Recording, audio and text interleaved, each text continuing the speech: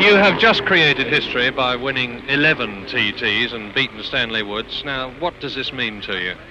Well, I'm very proud to have done it naturally, but doesn't worry me all that much, really. Now, and what is left, Mike? I mean, you have won, 300 races, 60 Grand Prix, I've forgotten how many TTs and World Championships, but where do you go from here? I mean, what... Down. Well, yeah, but I mean, are you going to switch off before you go down, or are you going to keep on racing for another 2-3 years, or don't you have any plans? At the moment, I haven't got any plans. Well, now, what about Agostini? What sort of opposition from Agostini would you expect on Friday compared with today?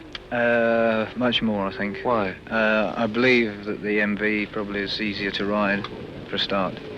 And I know that he'll be trying harder on Friday than he did today. I think he's saving himself or something, I don't know.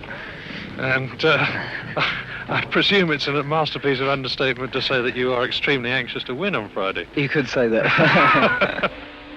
And leading on the road on lap 2, Hailwood, well out in front. Well out in front. 3 laps gone, half distance and pit stop time. Hailwood's mechanic signalling Mike where to stop. And here's the Honda. Start the watches.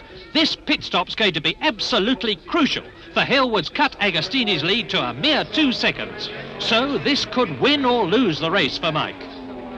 Goggles changed, fuel's still going in, and there's Agostini. What a sight. The first 2 refueling next to each other. But Mike's in trouble. He's frantically hammering up a loose twist grip. This could change everything. So Mike's been lapping at over 108 with a sloppy throttle control. Fantastic. But now this pit stop's losing him valuable time. He's away. His stop, 47.8 seconds. Now what about Agostini's time? More or less? He's off after 37 seconds. So as he starts his 4th lap, Agostini leads Hailwood by 12 seconds, but with 113 miles still to go.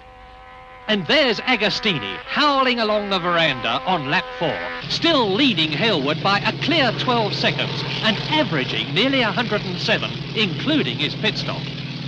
This is what makes the TT course what it is, the mountain road.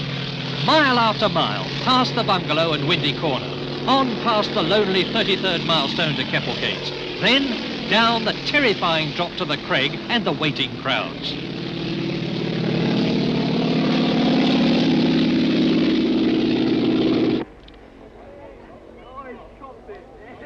Ramsey, Hailwood through Parliament Square to start the mountain climb for the 5th time. Agostini 31 seconds later, so Hailwood's leading for the first time by 1 second. And here's Agostini 30 seconds behind, so on corrected time it's a dead heat again with only 45 miles to go. On to Signpost Corner, lap 5. Hailwood another lap at almost 108, and now the countdown for Agostini. 30 seconds, 40. He's late, long overdue. Ago must be out. Yes, at Governor's Bridge, Peter Williams arrives in 2nd place. Agostini is out, coasting with a broken chain. And he's gone off the course onto the slip road at Governor's. What cruel luck.